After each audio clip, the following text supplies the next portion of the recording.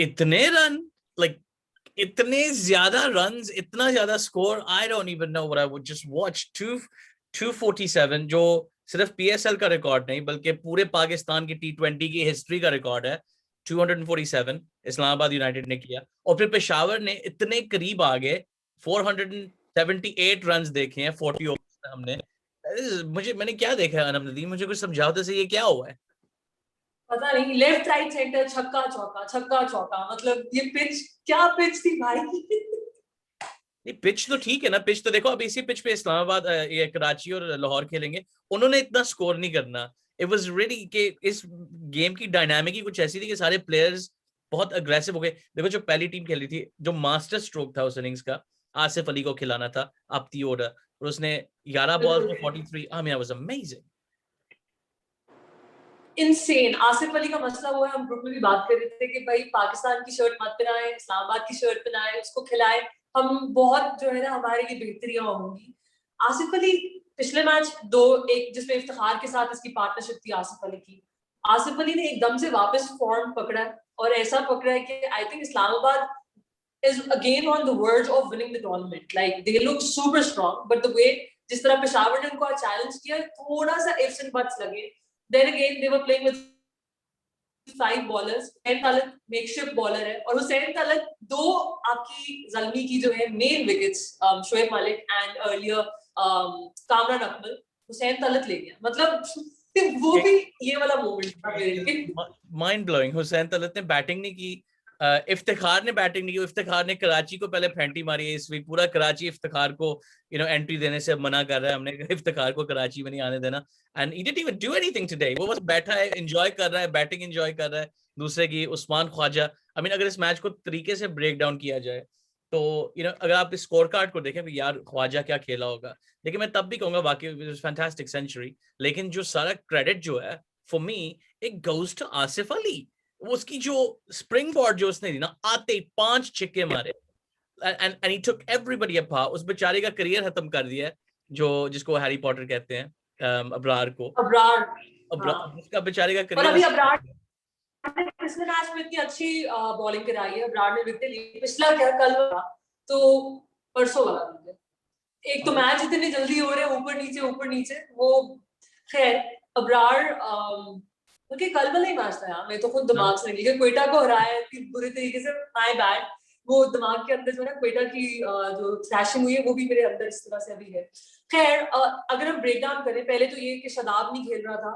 शदाब की जगह Usman Khawaja took over. Batting responsibility Isloo guy, he is from Islamabad. अगर किसी को अभी तक नहीं पता, Usman Khawaja is basically from Islamabad. Isloo boy ने कहा जी मैं रिस्पॉन्सिबिलिटी ले रहा हूँ, टेंशन नहीं लेनी किसी ने. एंड प्रॉपर एक क्रिकेटिंग शॉट्स वाली इनिंग्स थी उसकी. कोई स्लॉग शॉटें नहीं थी, क्लासी 100 थी, लेकिन स्ट्राइक रेट नीचे नहीं आने दिया. And he knew what he was doing.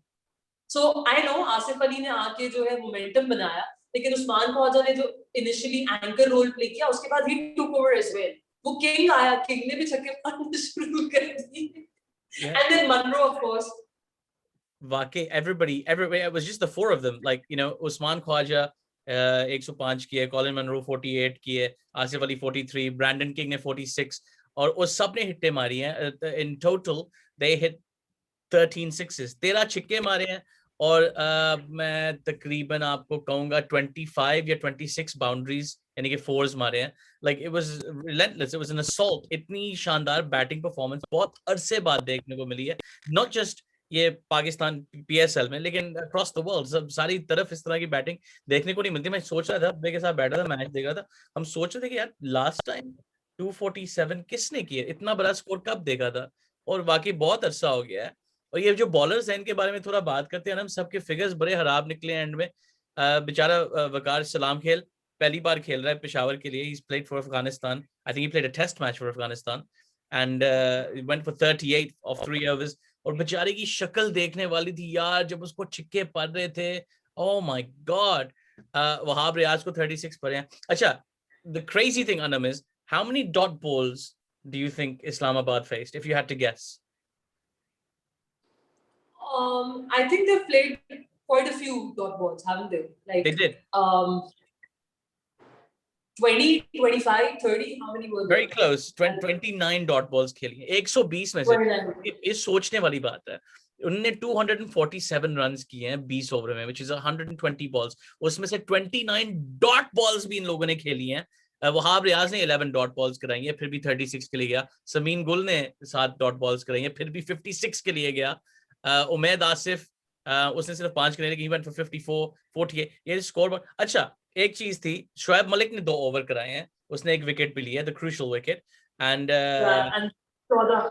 14 run. तो उसका तीसरा ओवर बनता था।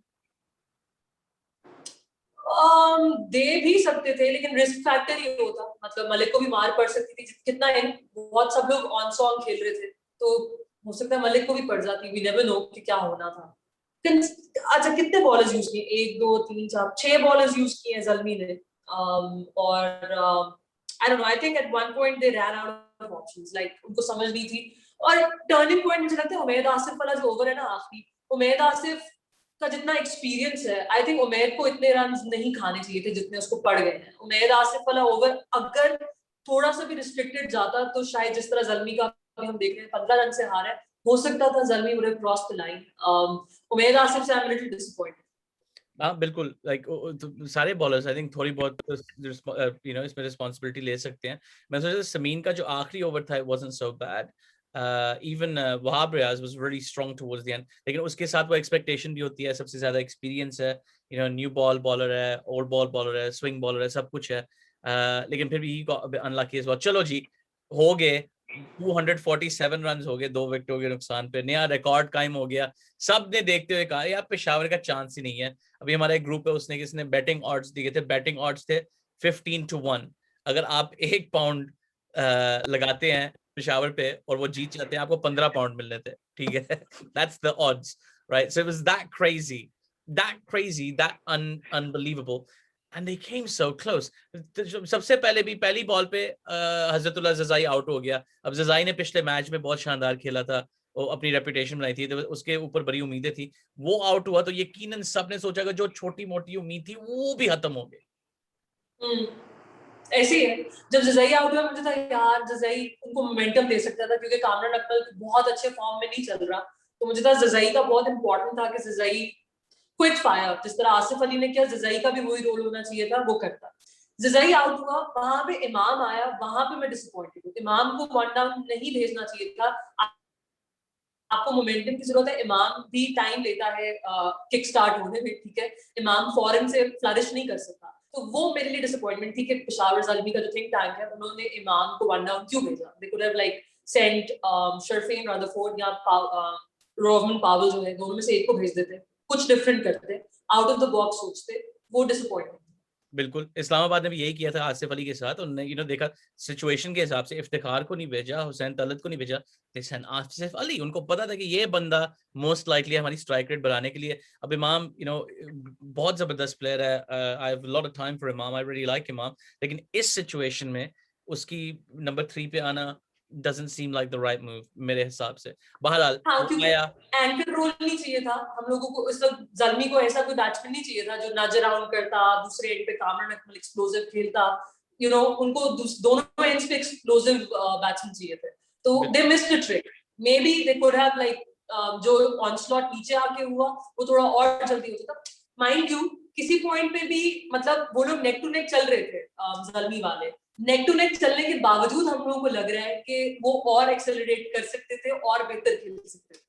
हाँ, of course, वाकई this is a very good point, क्योंकि I think 14 overs के बाद they were very very close to each other। तकरीबन 163 थे उस वक्त शायद पेशावर के, और 158 थे उस मौके पे इस्लामाबाद के। So they were very very close। उन्होंने कभी उनको दूर जाने नहीं दिया। They kept everything within reach। और उसके the main character, I mean, Kamran Akmal बड़ी शानदार तरीके से खेले, as you said, वो फॉर्म में बिल्कुल नहीं थे, लेकिन उन्होंने अपनी he almost bullied himself into form, almost forced himself into form because of the scenario. Imam came and went, but then Shoaib Malik, class, like such a classy player, like उसने पूरी अपना एक्सपीरियंस दिखाया, बिल्कुल shake नहीं हुआ situation पे, और फिर एंड में बहुत एक्सट्रीम प्रेशर में हुसैन तलत ने उसको बोल्ड किया था। But I thought that Shoaib Malik innings was very special. Malik की क्वालिटी वो है स्पिनर्स को और उनको he can take them apart, लेकिन मलिक का हमेशा से इशू रहा है पेस बॉलिंग जो है, मलिक थोड़ा सा अटक जाता है पेस बॉलिंग पे, एंड नाउ वो थोड़ा सा उम्र का भी वो वाला हिस्सा है जहाँ पे आपके शायद फास्ट बॉलिंग रिफ्लेक्सेस इतने तेज नहीं शायद चलते जितना, नॉट सेइंग कि Hussain Talat was express pace, but still Hussain Talat was bowling. इससे याद आया मुझे, हम लोग के पास यहाँ पे स्पीड स्पीड आ रही है या नहीं आ रही? आई डोंट थिंक सो कि मैंने नहीं, स्पीड गन देखी नहीं है ना, स्पीड्स नहीं है। अब वो स्पीड गन नहीं दिखाते आजकल। सिर्फ सिर्फ पीएसएल की बात नहीं है, तकरीबन सारी जगहों पे आज वुमेन्स टेस्ट मैच चल रहा है इंग्लैंड में, द इंग्लैंड इंडिया मैच में, उसमें बड़े अरसे बाद मैंने देखा है स्पीड गन दिखाई हो। लेकिन T20 फ्रेंचाइज लीग्स में आई थिंक कॉस्ट कटिंग के हिसाब से उन्होंने उसको निकाल दिया। खैर हुसैन तलत एक ऐसा बॉलर था जो मुझे लग रहा था कि जब मलिक वो space Hussain Talat this was the over जहां पे टारगेट कर सकते हैं, उसकी मलिक की शॉट से भी पता चल गया, क्रॉस खेला और यही था कि he was trying to hit it out of the park. Hussain Talat turning point बन गया। हुसैन तलत ने जब Akmal was going on stop उसको भी आउट कर लिया, और जब मलिक की जरूरत थी उसको भी आउट कर लिया। And then not to forget Hasan Ali का role, Sherfane Rutherford was going crazy, ठीक है, अगर वो 5-6 बॉलें भी और खेल जाता, इस वक्त 5-6 बॉलों का ही मसला था, इम्पैक्ट जिस तरह का वो दे रहा था 5-6 बॉलों का ही मसला था, 3-4 और छक्के लगा देता तो जल्मी के लिए बात बन गई।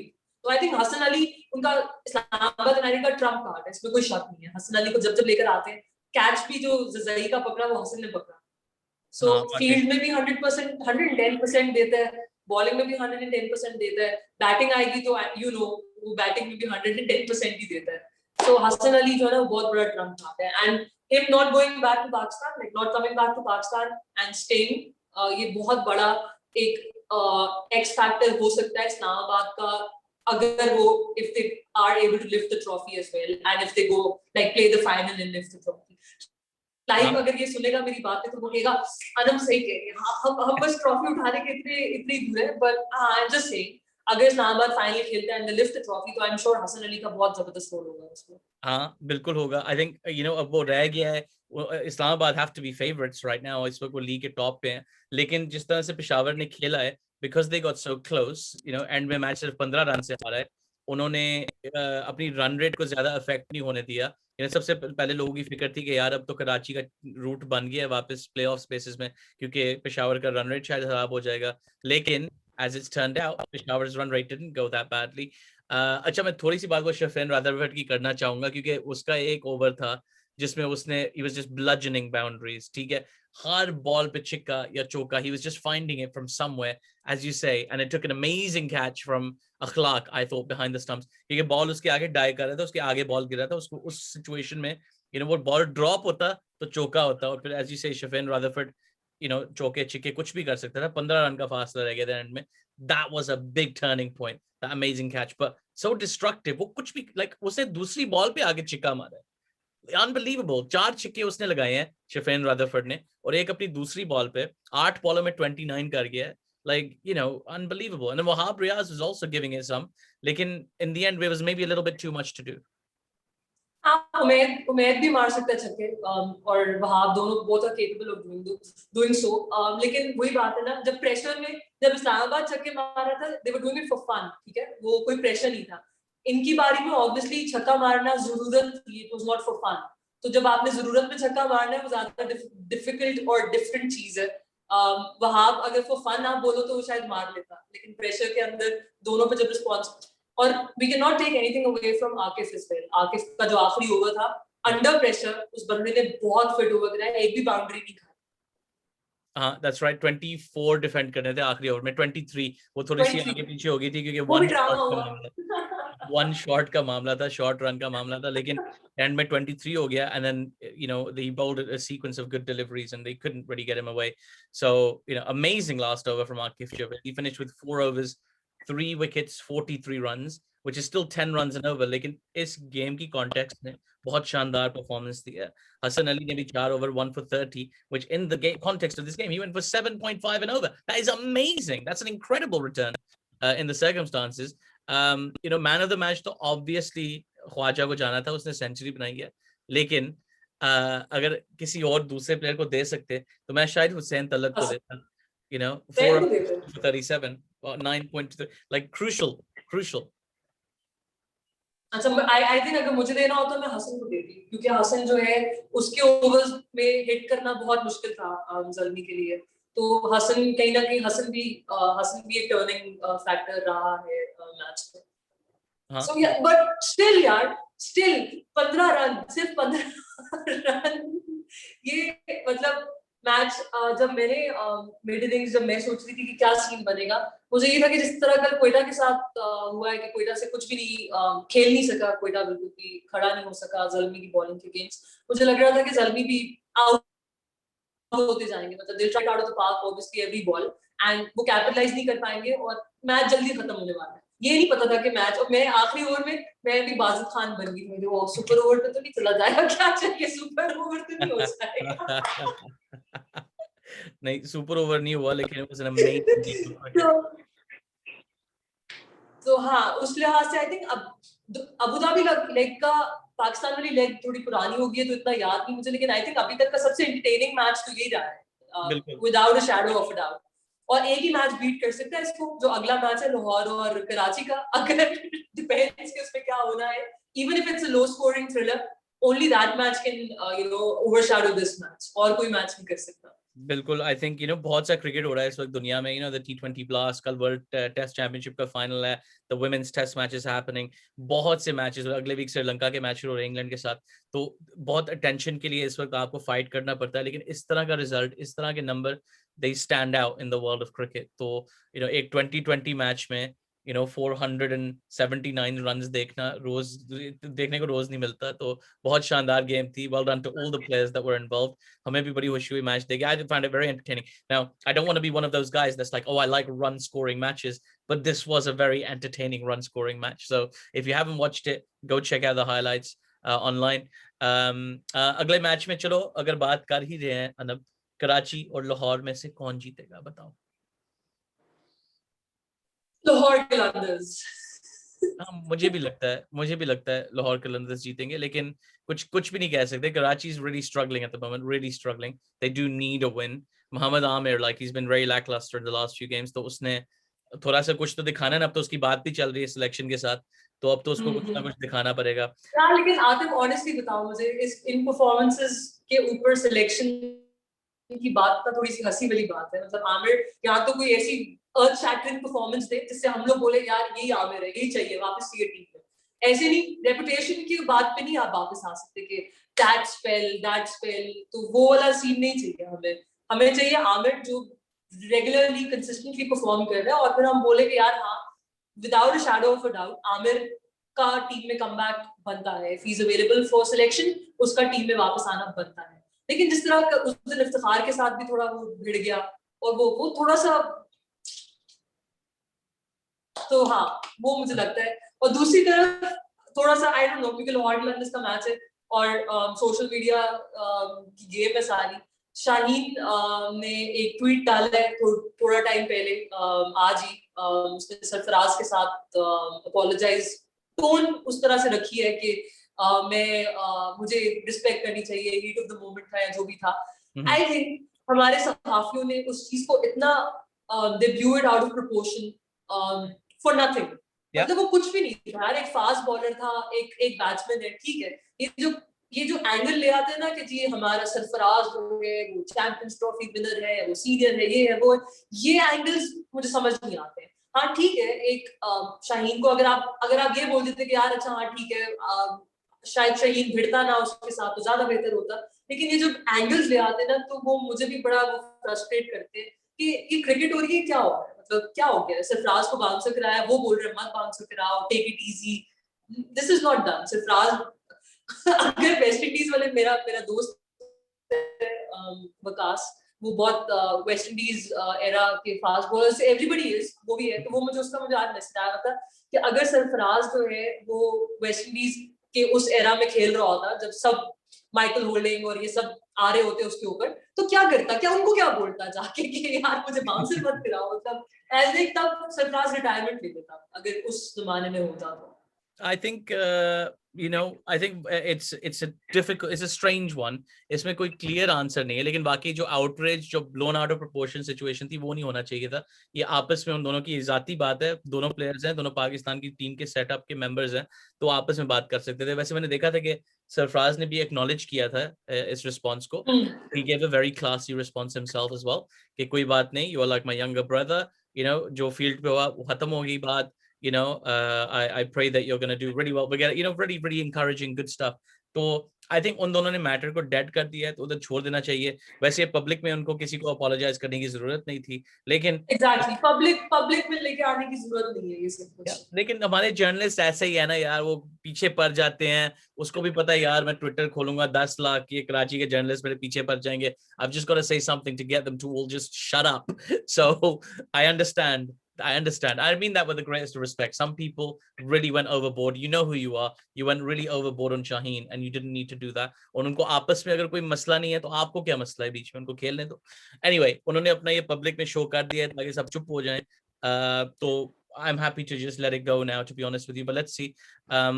Everybody in the comments, please let us know if you think that score will ever be beaten. 247. इससे ज्यादा स्कोर कोई कर सकता है? कौन सी टीम कर सकती है? कौन सी लीग में कौन सी टीम? और आपकी संडे 11 टीम के बारे में मैं बात नहीं कर रहा. मैं फ्रेंचाइज 11s, इंटरनेशनल T20s, उनके बारे में बात कर रहा हूँ. कमेंट करके बताएं कि ये स्कोर कौन तोड़ेगा. 247.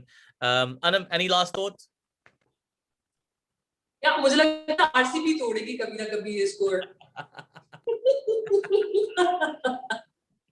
They're fully capable of doing so. I'm not even like saying this for the heck of it. Like really, मुझे लगता है आरसीबी तोड़ सकती है ये रिकॉर्ड.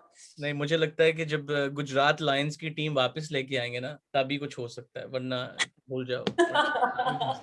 आज रात तोड़ेगी ना, मिडिल सेक्स खेल रही है आज रात में, मिडिल सेक्स तोड़ेगी, कोई बात नहीं. चलो guys, remember if you don't already, चलो देखते हैं. तो आज कुछ भी नहीं है. हाँ बोलो.